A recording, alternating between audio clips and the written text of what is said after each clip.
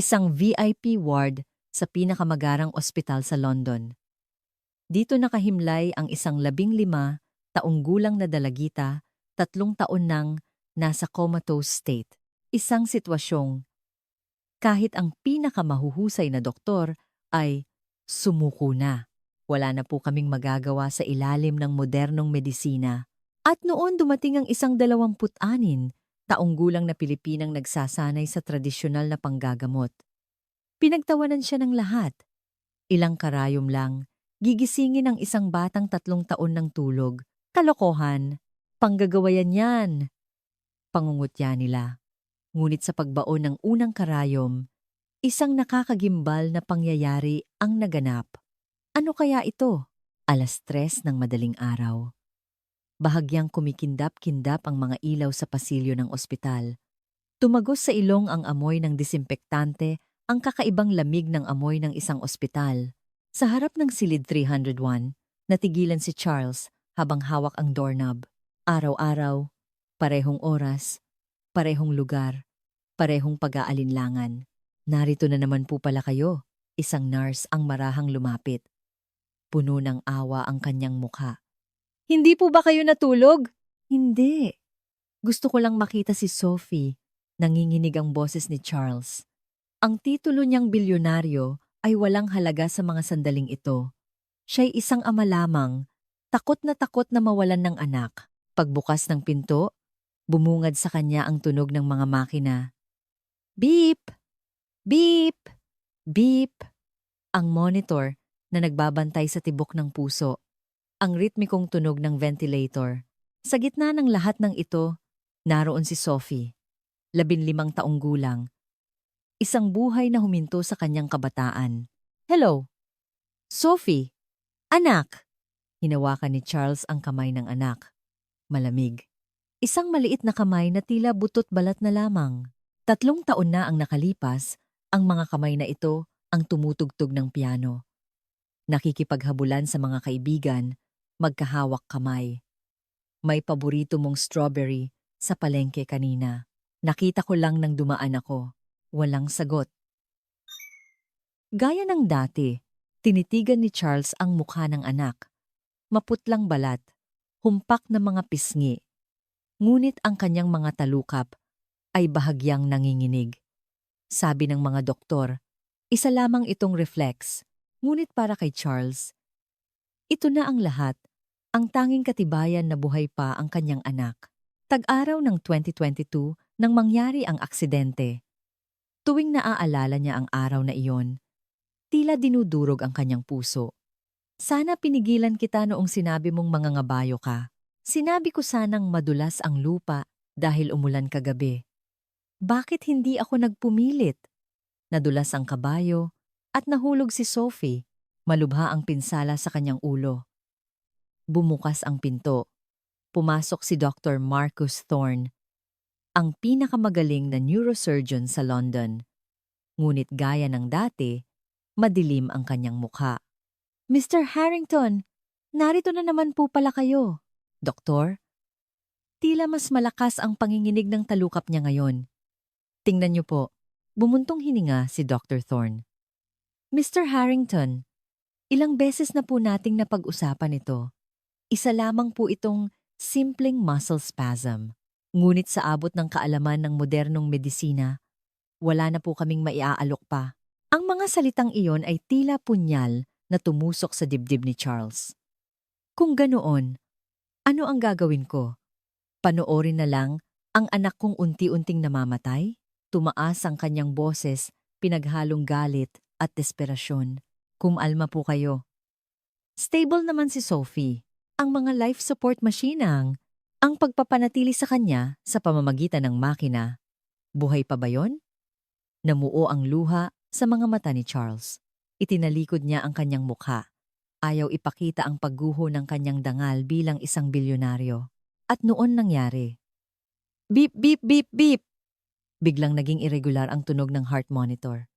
Mabilis na tumaas ang heart rate ni Sophie. Anong nangyayari? Dali-daling tiningnan ni Dr. Thorne ang monitor.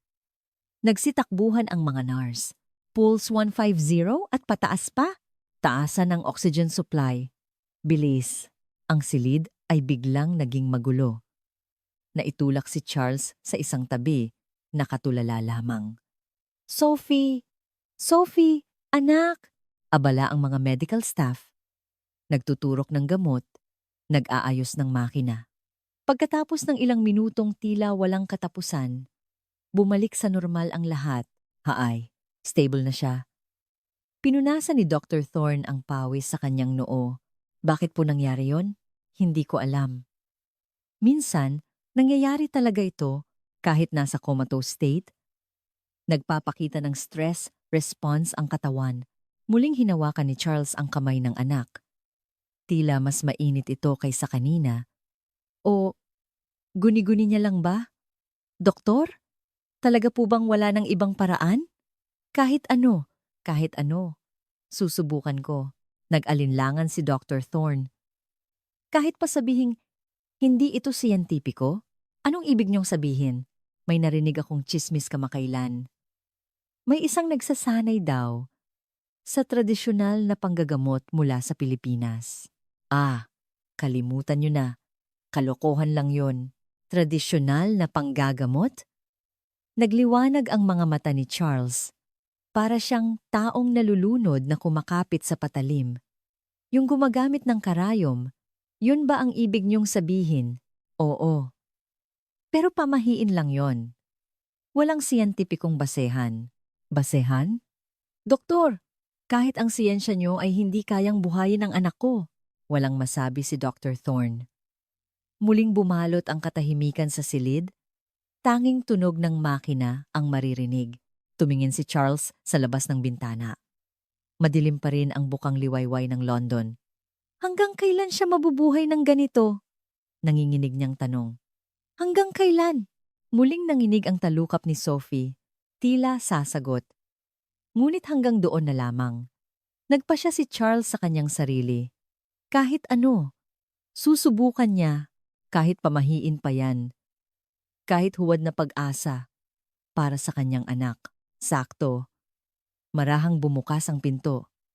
Maingat na pumasok ang kanyang sekretaryong si David. Sir, may mahalaga po kayong tawag. Tungkol po doon sa Pilipinang nagsasanay sa tradisyonal na panggagamot. Pwede raw po siyang pumunta bukas. Kumabog ang puso ni Charles. Totoo ba? Opo. Ang pangalan niya ay Celine Reyes. 20 anyos daw po. Napasinghal si Dr. Thorne. 26? Isang bata. Ipagkakatiwala niyo ang isang pasyenteng kritikal sa isang estudyante? Tinitigan ni Charles si Dr. Thorne. Doktor, mahigit 50 na kayo, di ba? Pero, hindi niyo pa rin siya mapagaling. Namula ang mukha ni Dr. Thorne. Bukas, kakausapin ko siya. Muling tumingin si Charles kay Sophie. Ang marahang paghinga, ang munting mga balikat, nadurog ang kanyang puso sa isiping nakakulong ang kaluluwa ng kanyang anak sa maliit na katawang iyon. Sophie, anak, konting tiis pa. Gigisingin ka ni Daddy. Sa labas, nagsimulang sumikat ang araw. Ang umaga ng London ay dumarating na. Pag-asa ba ito? O isang panaginip na walang kabuluhan? Bukas, malalaman nila. Kinabukasan, 10:00 ng umaga. Isang mabigat na katahimikan ang bumalot sa conference room ng ospital. Nakapalibot sa mahabang mesa ang mga doktor. Tanging ang tunog ng paglilipat ng papel ni Dr. Thorne ang maririnig. Mr. Harrington, pag-isipan niyo po ulit. May halong inis ang boses ni Dr. Thorne. Acupuncture? Taong 2025 na, naniniwala pa rin kayo sa ganyang pamahiin. Mahigpit na ikinuyom ni Charles ang kanyang kamao sa ilalim ng mesa, pilit na pinapanatili ang kalmadong itsura. Doktor, 3 taon na. 3 taon? Ano ang nagawa ninyo? Ginawa namin ang lahat. Lahat? Ang ikabit siya sa makina at maghintay. Yun ba ang lahat? Lalong lumamig ang tensyon. Isang batang resident doctor ang maingat na nagsalita. May mga pag-aaral po na nagsasabing epektibo ang acupuncture sa mga comatose na pasyente. Manahimik ka, James! Sigaw ni Dr. Thorne. Namula ang mukha ni James. Tumayo si Charles. Lumikha ng malakas na ingay ang pag-urong ng kanyang silya. Sinabi ninyong wala nang magagawa ang modernong medisina. Kung ganoon, hindi ba't tama lang na maghanap ako ng ibang paraan? Namula ang mukha ni Dr. Thorne. Halatang nasaktan ang kanyang amor propyo. At ano? Ipagkakatiwala niyo ang anak niyo sa isang albularyo? Sa sandaling iyon, may naputol sa kalooban ni Charles. Albularyo, mababa, at mapanganib ang kanyang boses. Hinahanap ko siya dahil hindi niyo siya kayang pagalingin. Masama ba ang loob niyo dahil doon, Mr. Harrington? Anak ko siya! Anak ko! Nanginginig ang boses ni Charles, namumula ang gilid ng kanyang mga mata. Para sa inyo, isa lang siyang pasyente. Pero sa akin, siya ang lahat. Kaya kong isugal ang lahat pera, dangal, kahit ano. Isang katahimikan ang bumalot sa silid. Marahang bumukas ang pinto. Pumasok si David. Sir, narito na po siya. Huminga ng malalim si Charles at inayos ang kanyang kurbata. Papasukin mo siya. Sihine. Napasinghal si Dr. Thorne. Tingnan natin kung anong klaseng manloloko yan. Muling bumukas ang pinto. Ngunit nagulat ang lahat sa kanilang nakita. Isang batang babae. Isang Pilipina. Maayos na nakatali ang kanyang itim na buhok. Simple ang kasuotan. Mahinahon ang kanyang mga mata, ngunit may bakas ng matinding determinasyon. Magandang umaga po. Ako po si Celine Reyes. Malinaw ang kanyang boses. May bahagyang puntong Pilipino sa kanyang Ingles. Ngumisi si Dr. Thorne. Aba, estudyante nga. Ilang taon ka na? Iha, 26 po. Ha? 26? Malakas na tumawa si Dr. Thorne. Umiling-iling din ang ibang mga doktor. Hindi ka pa nga siguro tapos ng medisina sa edad na yan. Sa kanya niyo ipagkakatiwala ang pasyente? Hindi nagbago ang ekspresyon ni Celine. Hindi po edad ang basehan ng kakayahan. Ano kamo? Kayo nga po. Mahigit 50 na. Pero hindi niyo pa rin siya mapagaling. Natigilan ang buong silid. Nagalit ang mukha ni Dr. Thorne. Paumanhin po.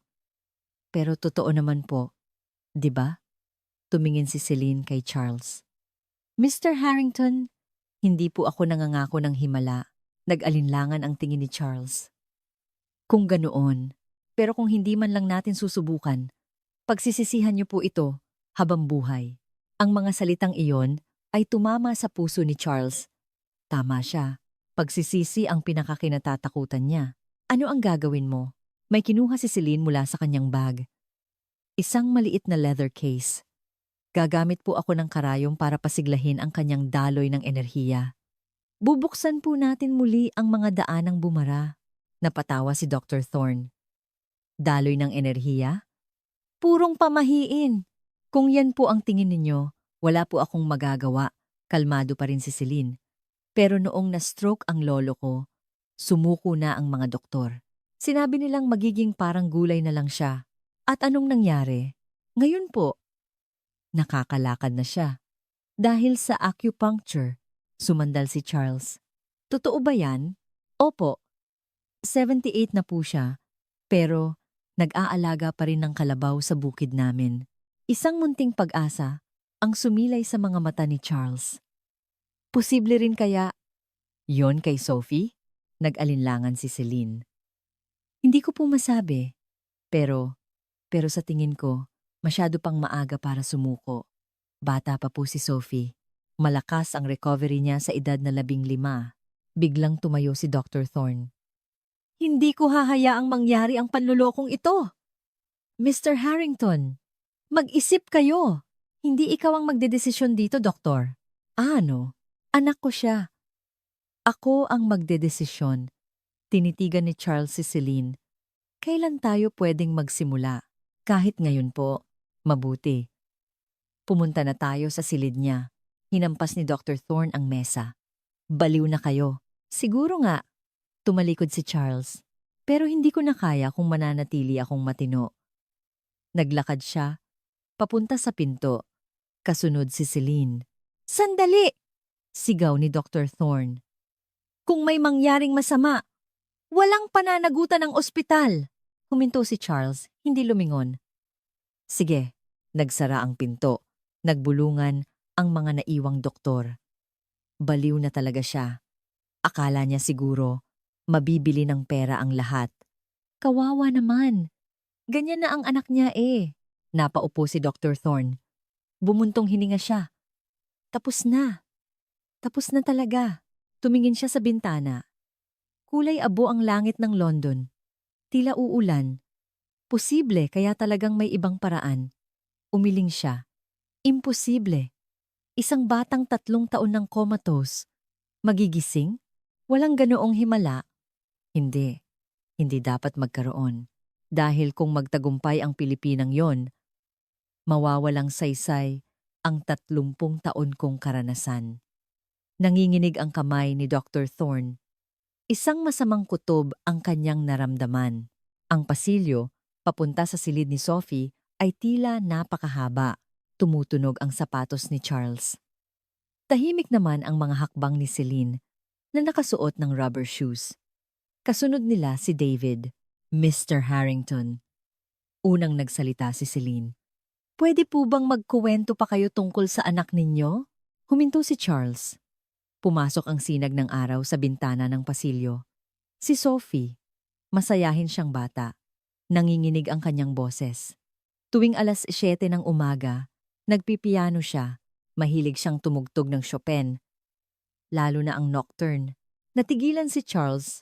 Namumula ang mga mata. Pasensya na. Okay lang po. Malumanay ang boses ni Celine. Paano po nangyari ang aksidente? Nangangabayo siya. Madulas ang lupa dahil umulan noong gabi bago mahigpit na ikinuyom ni Charles ang kamao. Sana, pinigilan ko siya. Sinabi kong delikado. Huwag niyo pong sisihin ang sarili niyo. Marahang ipinatong ni Celine ang kamay sa balikat ni Charles. Isang mainit na pakiramdam ang dumaloy. Hindi na natin mababago ang nakaraan. Ang mahalaga ay ang ngayon. Nakarating sila sa harap ng silid. May mga doktor na nag-aabang kasama si Dr. Thorne na nakakrus ang mga braso. Huling babala, malamig ang boses ni Dr. Thorne. Kung magkamali ang estudyanteng yan, malalagay sa panganib si Sophie. Alam ko, pero itutuloy niyo pa rin? Aw, bumuntong hininga si Dr. Thorne at tumabi.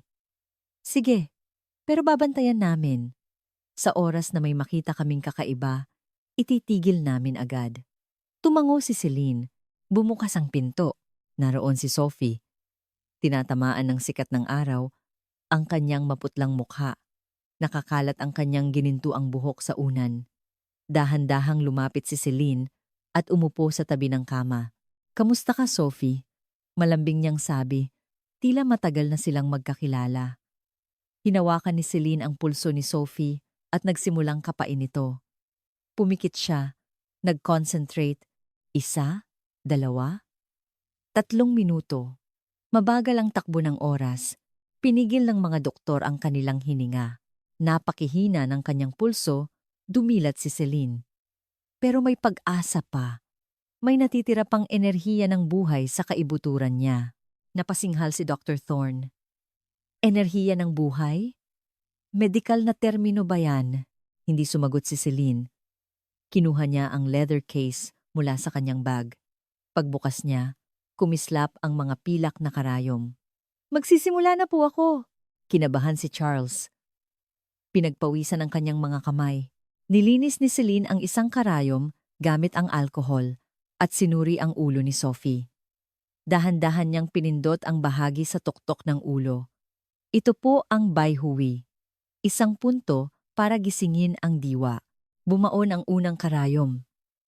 Marahan, tila isang balahibo. Napigil ng lahat ang kanilang hininga. Walang nangyari. Kita niyo? Walang silbi. Magsasalita pa sana si Dr. Thorne. Biglang nanginig ang talukap ni Sophie. Napakaliit na panginginig. Tila pakpak ng isang paru-paro. Kanina, bubuksan sana ng nurse ang kanyang bibig. Huwag po kayong maingay. Hindi inalis ni Celine ang kanyang konsentrasyon. Inihanda niya ang pangalawang karayom. Ito naman po ang Yintang para ibalik ang kamalayan. Pumasok ang pangalawang karayom. Sa pagkakataong ito, kumibot ang daliri ni Sophie. Dumagundong ang puso ni Charles, isang halo ng pag-asa at takot ang kanyang naramdaman. Sunod-sunod na pumasok ang pangatlo at pang-apat na karayom. Sa mga puntong Hegu at Taichung, tiyak at eksakto ang bawat galaw ni Celine. Ikakabit ko na po ang electroacupuncture. Kumuha siya ng isang maliit na makina at ikinonekta ang mga wire sa karayom. Magbibigay po ito ng kuryente para mas lalong magising ang mga ugat. Binuksan niya ang switch. Isang bahagyang kuryente ang dumaloy. Sa sandaling iyon, nagbago ang paghinga ni Sophie. Mula sa mababaw at irregular, naging mas malalim ito. Diyos ko! Bulong ni David. Nanigas ang mukha ni Dr. Thorne. Hindi makapaniwala. Nagkataon lang yan. Isang pagkakataon. Doktor. Nagiging stable po ang heart rate niya. Itinuro ng nurse ang monitor. Ang irregular na linya ay unti-unting pumapantay. Kumuha ulit si Celine ng karayom. Zusanli, para paikutin ang enerhiya sa buong katawan. Bumaon ang karayom sa binti. Biglang kumilos ang mga daliri sa paa ni Sophie. Napaluhod si Charles at hinawakan ang kamay ng anak. Sophie, anak, si Daddy to. Naririnig mo ba ako? Walang sagot. Ngunit may nagbago. Ang dating malamig na kamay ay unti-unting umiinit. Kinuha ni Celine ang huling karayom. Ito na po ang huli. G. Mga punto sa tabi ng spine. Sandali! Pumigil si Dr. Thorne. Delikado, malapit sa spine. Baka, wag po kayong mag-alala. Sanay na po ako rito. Matatag ang tingin ni Celine. Bumaon ang karayom. At bigla, malakas na nanginig ang mga mata ni Sophie. Tila gigising na. Sophie! Sigaw ni Charles. Ngunit hindi dumilat ang mga mata. Muling tumahimik ang lahat. Isang alon ng pagkadismaya ang naramdaman ni Charles. Okay lang po yan, sabi ni Celine. Wag po tayong umasa ng himala sa unang araw pa lang. Pero sigurado po ako, nagre-responde siya. Talaga? Opo. Tingnan niyo po. Marahang itinaas ni Celine ang braso ni Sophie at binitiwan ito.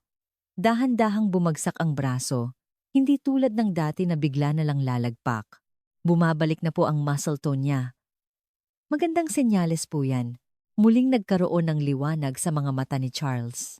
Ibig sabihin, magigising siya? Kailangan po ng panahon. Araw-araw na treatment. Sumingit si Dr. Thorne. Kalokohan. Placebo effect lang yan. May placebo effect po ba sa isang comatose? Tanong pabalik ni Celine. Hindi nakasagot si Dr. Thorne. Bigyan niyo po ako ng 1 linggo. Tumingin si Celine kay Charles. Kung wala pa ring pagbabago pagkatapos ng 1 linggo, titigil na po ako. Tumango si Charles. Sige, 1 linggo. Sinimulang tanggalin ni Celine ang mga karayom, isa-isa. Babalik po ako bukas. Sa parehong oras. Salamat. Buong pusong sabi ni Charles. Ngumiti si Celine sa unang pagkakataon. Masyado pa pong maaga para magpasalamat. Nagsisimula pa lang po tayo. Umalis siya dala ang kanyang bag. Tinitigan ng mga naiwan si Sophie. Totoo bang may pagbabago? O isang ilusyon lamang na dala ng pag-asa? Sa labas, nagsimulang humuni ang mga ibon. Mainit ang sikat ng araw sa hapon. Ang mukha ni Sophie ay tila mas payapa. Ikalawang araw, 10 a.m. Muling pumasok si Celine sa silid. Mas mataas ang pagkakatali ng kanyang buhok ngayon. Mas mukha siyang propesyonal. Naroon na si Charles, may maitim na bilog sa ilalim ng mga mata. Halatang puyat. May kakaiba po bang nangyari kagabi? Tanong ni Celine. Hindi ko alam. Binantayan ko siya. Buong gabi. Umiling si Charles. May bakas ng pagkadismaya. Baka masyado lang akong umasa. Lumapit si Celine kay Sophie at kinapa ang pulso. Ilang sandali, nagliwanag ang kanyang mga mata. Mas malakas po ang pulso niya ngayon. Talaga? Opo, bahagya lang, pero sigurado po. Sumaya ang mukha ni Charles. Inilabas ni Celine ang mga karayom, mas marami kaysa kahapon.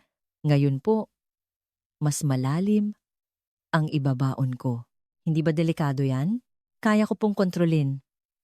Magtiwala po kayo. Pumasok ang unang karayom. Sa puntong, by Huwi, biglang nangatal ang mga talukap ni Sophie. Mas malakas kaysa kahapon. Nakita mo yon? Nasasabik na sabi ni Charles. Opo. Magandang reaksyon po yan.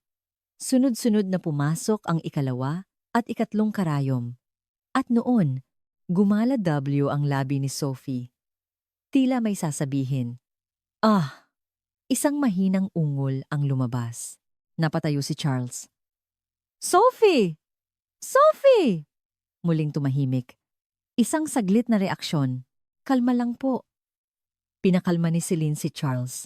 Mapanganib po kung biglain natin siyang gisingin. Biglang bumukas ang pinto. Pumasok si Dr. Thorne kasama ang dalawa pang doktor. Anong ginagawa niyo? May nakita kaming kakaibang signal sa monitor. Hindi po yun kakaiba. Nagre-responde po siya. Kalmadong sagot ni Celine. Nagre-responde? Tiningnan ni Dr. Thorne ang monitor. Ang linya ng brainwave ay bahagyang nagbabago. Ito, bumababa ang delta waves. Tumaas ang theta waves. Gulat na sabi ng batang doktor. Imposible, sigaw ni Dr. Thorne. Isang pasyenteng 3 taon ng comatose sa isang araw lang, hindi po imposible. Sabi ni Celine habang ibinabaon ang ika-4 na karayom. Sa aming tradisyonal na panggagamot, madalas pong mangyari yan. Madalas? Magpakita ka ng ebidensya. May research paper ka ba? Wala po akong papel. Pero ang lolo ko po ang ebidensya. Naging matatag ang boses ni Celine. Noong 1998, na-stroke ang lolo ko. Brain hemorrhage. Sumuko na ang mga doktor. Sabi nila, kung mabuhay man, magiging parang gulay na lang siya. At ang lola ko po, isang kilalang manghihilot sa aming probinsya, ang nag-acupuncture sa kanya. Araw-araw, sa loob ng 3 buwan, namasa ang mga mata ni Celine. At nagising po ang lolo ko. Malusog pa rin siya hanggang ngayon. Napasinghal si Dr. Thorne. Nagkataon lang yon. Sa medikal na, gaano po karaming bagay ang hindi maipaliwanag ng medisina. Kinuha ni Celine ang ika-5 karayom. Medyo masakit po ito. Masakit?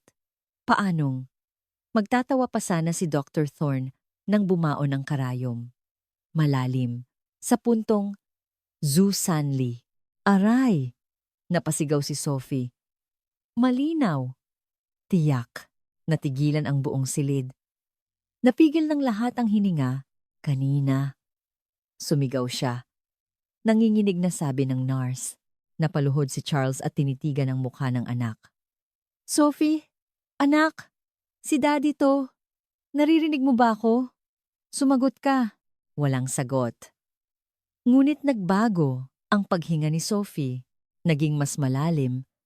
Tulad ng paghinga ng isang taong buhay, ikinonekta ni Celine ang electroacupuncture. Lalakasan ko po ng kaunti ang kuryente. Binuksan niya ang switch. At noon, gumalaw ang kamay ni Sophie. Ibinubukas Sara ang mga daliri. Tila nagpipiano. Diyos ko! Napahikbi si Charles. Piano. Nagpipiano si Sophie. Tumulo ang luha sa kanyang mga pisngi. Hindi makapaniwala si Dr. Thorne. Nasasaktan ang kanyang ego. Isa lang yang muscle spasm dahil sa kuryente. May spasm po bang ganito karitmiko? Tanong ni Celine. Ang mga daliri ni Sophie ay sumasabay sa isang tiyak na tiempo. Kaliwa, kanan, salitan. Nocturne ni Chopin yan. Humagulgol si Charles. Kinuha ni Celine ang ika-6 na karayom. Ito na po ang huli. Feng Fu. Isang punto sa likod ng leeg. Sandali! Masyadong delikado yan. Pumigil si Dr. Thorne. Malapit yan sa brainstem. Alam ko po. Kaya kailangang eksakto. Hindi nanginginig ang kamay ni Celine. Pambihira ang kanyang konsentrasyon. Bumaon ang karayom. Biglang nanginig ang buong katawan ni Sophie at dumilat ang kanyang mga mata. Bahagya lang, sinliit ng siwang, ngunit tiyak na dumilat. "Sophie!" Sigaw ni Charles. Gumalaw ang mga mata ni Sophie, tila may hinahanap. "Daddy, nandito ako. Si Daddy to." Mahigpit na hinawakan ni Charles ang kamay ng anak. Muling gumalaw ang labi ni Sophie. Di. Tinatawag niya ang kanyang ama. Muling pumikit ang mga mata. Sinimulang tanggalin ni Celine ang mga karayom. "Hanggang dito na lang po muna tayo." "Bakit? Kung itutuloy natin, baka magising na siya ng tuluyan." "Hindi po pwede. Baka masyak ang utak niya." Inayos ni Celine ang kanyang gamit. Pero sigurado po, papunta na siya sa paggising. Mas mabilis kaysa inaasahan. Hinawakan ni Charles ang kamay ni Celine. "Salamat. Maraming salamat." Ngumiti si Celine. "Hindi pa po. Mahaba pa ang lalakbayin natin." Sa likuran, nagngingit-ngit si Dr. Thorne. Nagkataon lang yan. Pansamantalang reaksyon lang. Ngunit wala nang nakikinig sa kanya. Ang lahat ay nakatingin kay Sophie. Dahil kanina, dumilat siya. Ikatlong araw, 8 a.m. Magulo ang labi ng ospital. Nagkukumpulan ang mga reporter. Kumikislap ang mga kamera. Ito ang headline ng mga dyaryo. May nag-leak ng impormasyon. Malamang si Dr. Thorne. Bumaba si Charles mula sa sasakyan. Dinumog siya ng mga reporter. "Mr. Harrington, totoo po bang sa acupuncture nyo ginagamot ang anak nyo? Tinalikuran nyo na po ba ang siyensya? Hindi po ba kayo naloloko ng isang albularyo?" Hindi sumagot si Charles. Nagpatuloy siya sa paglakad habang hinaharangan ni David ang daan. Sa loob ng ospital, naghihintay ang hospital director. Madilim ang kanyang mukha. "Mr. Harrington, maaari po ba tayong mag-usap?" Pumunta sila sa opisina ng director. Naroon din si Dr. Thorne. May ngisi ng tagumpay sa kanyang mukha. "Tingnan niyo po ang gulong ito." Bumuntong hininga ang direktor. Nasira ang reputasyon ng ospital. Inaakala ng lahat na kinukonsinti natin ang pamahiin. "Kasalanan ko po ba yon?" Malamig na tanong ni Charles, tinitigan si Dr. Thorne. "Sila ang nagkalat sa media. May ebidensya ka ba?" Mayabang na sabi ni Dr. Thorne. "Kung wala, huwag kang magsalita ng basta-basta." Nanginginig ang kamao ni Charles. Sawa na siya sa ganitong laban. "Tama na yan," pumagitna ang direktor. "Ang mahalaga, itigil na po ninyo ang panggagamot na iyon." "Ano?" "Nagpasya na po ang board ng ospital. Hindi na po pwede." Napatayo si Charles. "Anak ko siya. Bakit kayo ang nagdedesisyon?" "Ito po ang aming ospital. Kailangan ninyong sumunod sa patakaran. Kung ganoon, ililipat ko ang anak ko." "Hindi rin po pwede." Sumingit si Dr. Thorne. Kritikal ang kondisyon ni Sophie. Delikado siyang ilipat. Bilang doktor, kailangan namin siyang pigilan. Isang patibong. Planado ang lahat. May naputol na naman sa kalooban ni Charles. "Kayo." Noon, bumukas ang pinto. Pumasok si Celine. "Ano pong nangyayari?" Nang maintindihan niya ang sitwasyon, nanigas ang kanyang mukha. "Pinipigilan niyo po ang paggagamot? Hindi paggagamot, panloloko." Sigaw ni Dr. Thorne. "Ang pagdilat niya kahapon, nagkataon lang yon. Isang reflex." "Ang reflex po ba? Nagsasabing, Daddy?" Tanong pabalik ni Celine. "Iyon." Malinaw pong sinubukan niyang magsalita. Katibayan na bumabalik ang kanyang kamalayan. "Ebidensya. Magpakita ka ng siyentipikong ebidensya." Inabot ni Dr. Thorne ang isang folder. Heto ang resulta ng brainwave scan. Comatose state pa rin siya. Walang nagbago. Kinuha ni Celine ang folder at umiling. "Resulta po ito ng scan kahapon ng umaga. At ano naman, 10:00 ko po siya ginamot." Hindi niyo na siya iniscan pagkatapos noon. Hindi nakasagot si Dr. Thorne. Hindi, hindi na kailangan. Natatakot po kayo, di ba? Na baka may pagbabago talaga, naging matalas ang boses ni Celine. Itinaas ng direktor ang kamay. Tama na. Ano man ang dahilan, tapos na ang desisyon. Simula ngayon, bawal na ang acupuncture. Hindi pwede! Sigaw ni Charles. Ngayong papagaling na siya. Saka niyo ipapatigil. Kung walang siyentipikong basehan, ano bang meron sa siyensya niyo? Nanginginig ang boses ni Charles. Nailigtas ba ng siyensya niyo ang anak ko? 3 taon. Anong ginawa niyo sa loob ng 3 taon? Ikinabit lang siya sa makina at naghintay. Yun ba ang siyensya? Katahimikan. Sa loob ng 2 araw, dumilat si Sophie. Nagsalita siya. Kung pamahiin yan, pipiliin ko ang pamahiin. Ipinatong ni Celine ang kamay sa balikat ni Charles. Kalma lang po. Hindi po ito mareresolba sa sigawan. Tumingin siya sa direktor. May isa po akong mungkahi. Ano yon? Pagkatapos ko po siyang gamutin ngayon, iskan niyo siya agad. Brainwave, EMG, lahat ng test. Kung walang pagbabago, aalis na po ako. Hayaan niyo po akong magpatuloy, nag-isip ang direktor. Tumutol si Dr. Thorne. Kalokohan! Bakit kami? Natatakot po ba kayo? Tinitigan ni Celine si Dr. Thorne. Kung kampante kayo, tanggapin niyo. Tutal, naniniwala naman kayong walang magbabago. Di ba? Namula ang mukha ni Dr. Thorne. Sige, pero kapag walang nagbago, umalis ka agad. Pangako po. Tumango si Celine. Pumunta sila sa silid. Nakahiga si Sophie.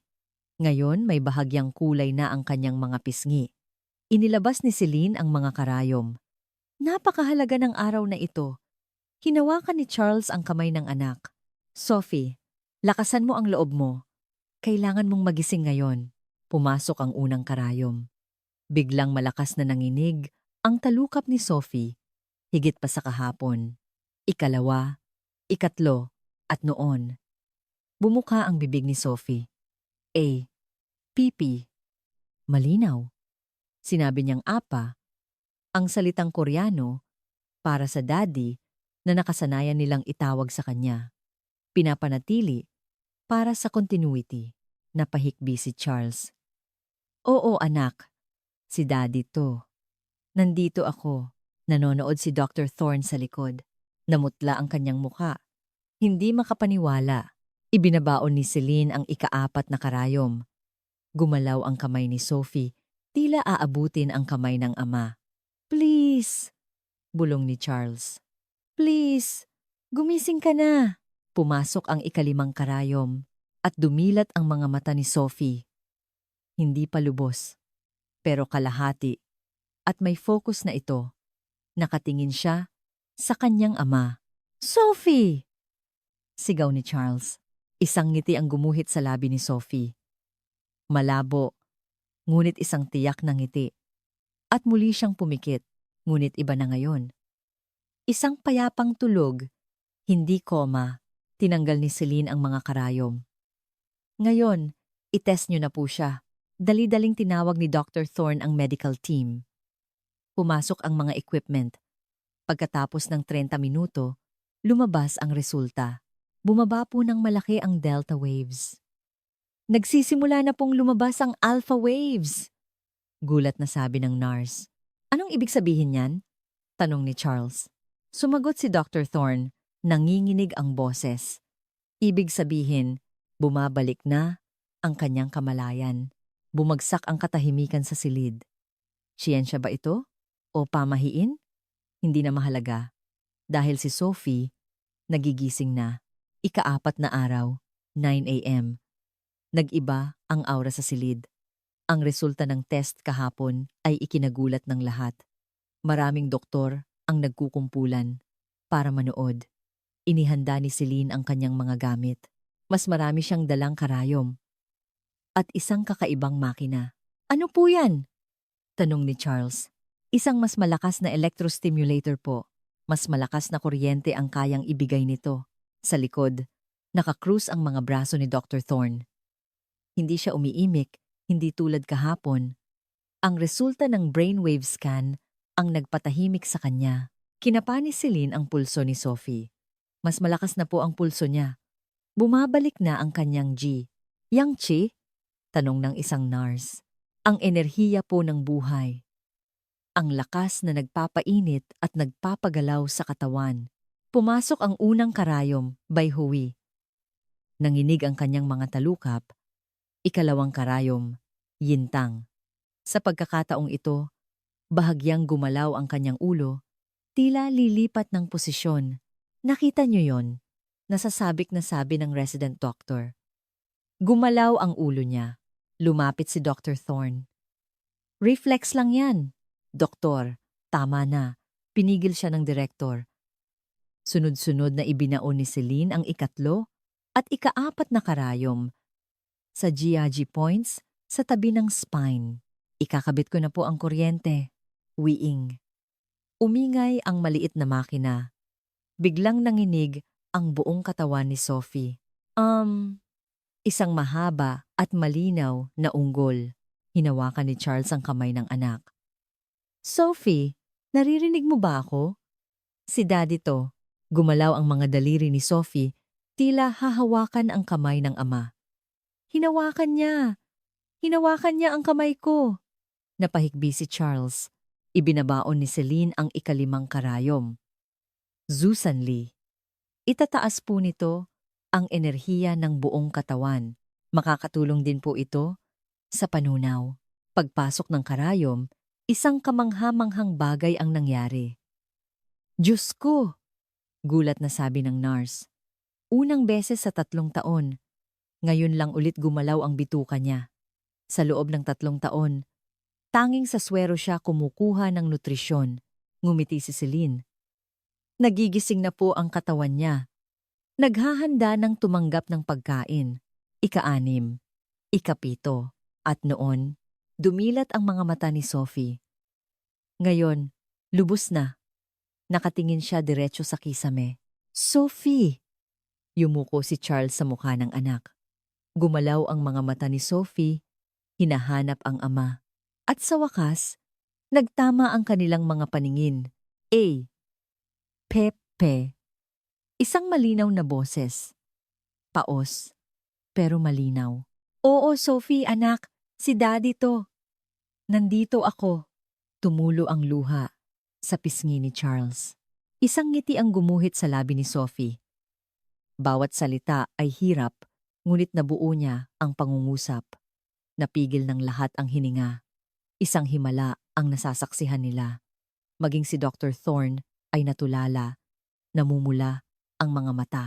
Sa 13 taon niyang pagiging doktor, ngayon lang siya nakasaksi ng ganito.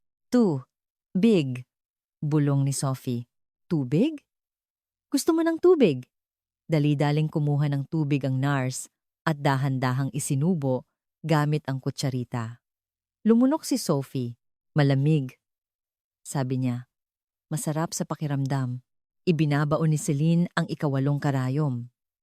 Shenting! Para luminaw ang isip, naging mas malinaw ang mga mata ni Sophie.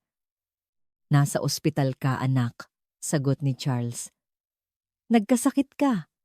Matagal kang natulog. Gaano po katagal? Nag-alinlangan si Charles. Natakot siyang sabihing 3 taon.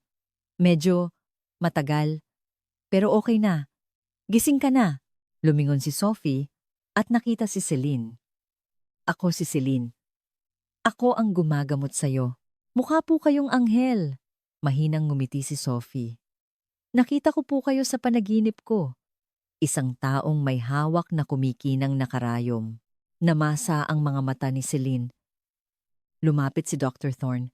Maingat siyang nagtanong. Sophie, naririnig mo ba ako? Ako si Dr. Thorne. Tumingin si Sophie sa kanya. Opo, naririnig ko po kayo. Nakita ko rin po kayo sa panaginip ko. Araw-araw, nandyan kayo. Naririnig ko ang boses nyo. Gulat na gulat si Dr. Thorne. Ibig sabihin, naririnig mo ang lahat?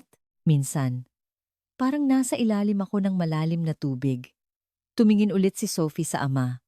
Araw-araw, kinukwentuhan ako ni Daddy tungkol sa strawberry. Napahagulgol si Charles. Narinig pala ng anak niya ang lahat. Tinanggal ni Celine ang huling karayom. Hanggang dito na lang po muna. Bawal siyang mapagod. Hinawakan ni Sophie ang kamay ni Celine. Mahina, pero hinawakan niya. Salamat po. Hindi pa.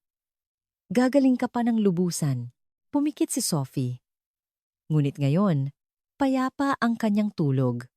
Ritmiko ang pagtaas-baba ng kanyang dibdib. Isa itong himala, bulong ng direktor, kay Dr. Thorne. Tumango si Dr. Thorne. Sa unang pagkakataon, umamin. Oo, isang himala. Hindi maipaliwanag. Tumingin si Charles kay Celine. Paano ako makakabayad sa'yo? Mamaya na po yan. Mahaba pa ang daan. Tumingin si Celine sa bintana. Mainit ang sikat ng araw. Pero nakikita ko na po ang pag-asa. Malinaw na malinaw. Ang tunog ng paghinga ni Sophie. Isang buhay na paghinga ang pumuno sa silid. Ikalimang araw hanggang ikawalong araw ay nagpatuloy sa parehong detalye at daloy. Bawat araw ay nagpapakita ng mabilis at milagrosong paggaling ni Sophie. Mula sa pagkain ng lugaw, paggalaw ng mga binti, hanggang sa pagtayo sa unang pagkakataon. Isinalaysay din ang nakaraan ni Celine, ang kwento ng kanyang lolo at lola na nagbigay ng mas malalim na kahulugan sa kanyang misyon. Nagkaroon ng mga pagsubok. Isang seizure na naganap dahil sa sobrang bilis na paggaling, ngunit ito rin ang nagbukas ng kanyang mga alaala, kabilang ang masakit na katotohanan tungkol sa pagkamatay ng kanyang ina. Nagkaroon ng panibagong pagsubok ng subukang patigilin ng isang malaking kumpanya ng gamot, ang panggagamot ni Celine, na nauwi sa pagbili ni Charles sa buong ospital para lamang sa kanyang anak. Ang bawat araw ay isang hakbang palapit sa isang konklusyon na hindi inaasahan ng sinuman. Ikawalong araw, madaling araw. Hindi nakatulog si Celine. Sinaliksik niya ang lahat ng libro, tradisyonal at moderno. Dapat may paraan. Nasa kamay niya ang lumang kuwaderno ng kanyang lolo. At doon, nakita niya ang isang pangungusap. Kung masyadong mabilis umakyat ang enerhiya, kailangan itong ibaba. Pagsabayin ang Feng Fu at Jiaji. Ito na, 7:00 ng umaga. Nakatingin si Sophie sa hardin mula sa kanyang wheelchair. Nakatayo roon ang isang puting grand piano. Pumasok si Celine. May determinasyon sa mukha. Sophie, may espesyal na treatment tayong gagawin ngayon. Baka ito na ang huli. Huli? Gulat na tanong ni Charles. Ngayon, ibabalik natin ang balanse ng iyong katawan. Kung magtagumpay, ganap na paggaling. Kung mabigo, hindi na niya itinuloy. Tiwala po ako sa inyo, Ma'am Celine. Sabi ni Sophie. Sinimulan ni Celine ang mapanganib, ngunit kinakailangang proseso. Ang bawat karayom ay may layunin. Ang Pungbu Femfu sa batok, ang Hyopchok, Jiaji, sa gulugod. Sa bawat tusok, hindi sakit ang naramdaman ni Sophie, kundi isang paglaya. Mainit. Ay, nararamdaman ko. Dumadaloy. At noon, tumulo ang luha sa mga mata ni Sophie. Nakikita ko si Mama at nakangiti siya. Sabi niya, okay na raw ang lahat, ang huling karayom. Sa Xinjiang, Shenting, flash, dumilat ng malaki ang mga mata ni Sophie. Malinaw, tila nawala ang lahat ng ulap. At tumayo siya, mag-isa, matatag, napigil ng lahat ang hininga. Humakbang siya. Isa pa, walang alinlangan. Tila hindi kailanman nagkasakit. Nakakalakad na ako. Nakakalakad na ako! Naglakad siya, papalapit sa kanyang ama, at niyakap ito. Agad na nagsagawa ng test si Dr. Thorne. Nanginginig ang kanyang kamay. Hindi ka pani-paniwala. Normal na ang kanyang brainwaves.